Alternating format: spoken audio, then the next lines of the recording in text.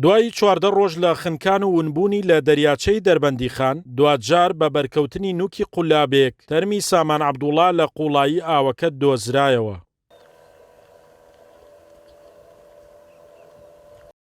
دیار محەممەد دانیشتووی گوندی تووڵەبی شەمێرانە و لە ماوەی ئەم 14 ڕۆژەدا بە بەردەوام لە ناو ئاوی دەریاچەکە بە دوای تەرمی ساماندا گەڕاوە. دیار باس لەوە دەکات ئەمڕۆ لەگەڵ هاوڕێیەکی لە ناو ئاوی دەریاچەکە هەستیان بە قورسی قولابەکەیان کردووە و دەرکەوت کە تەرمی سامانە.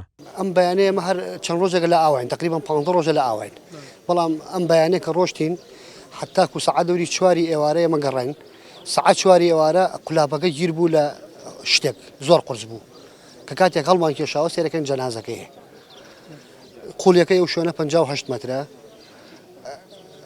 ئەو کوڕە لەگەڵمان نبوو، شوێنەکەی دیاری کرد، ئەو کوڕە خۆی لەگەڵ سکاک سامانە بووە. شکر بەخوا دۆزیمانەوە جەنازەکەی.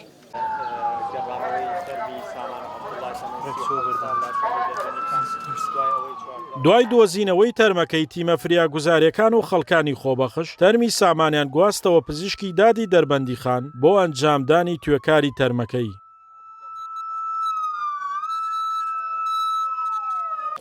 بەمبەستی بەدواچوون و هەوڵەکانی گەڕان بە دوای تەرمی کاکساماندا سەردانی دەریاچەی دەربەندیخانمان کرد. لە دوای یەکی پاژنیەوە بۆ ئیسراحەت ئێمە گەڕاینەوە بۆ دەربەندیخان.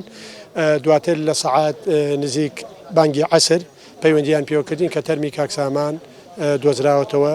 بە پێی لێکۆڵینەوە و ڕێکارە یاسایەکان لێرە هاتوۆتە پزیشکی دادوەری دەربەندیخان و لێرەوە ڕێکارە یاسایەکانی خۆی تەواو دەکات و دواتر دەبرێتە مزگەوتی حاجی ساڵحی گڵاڵی لێ کفن دەکرێت و دواتر لە گۆڕستانی شمشێکوڵ لێ بە خاک دەستپێرێت.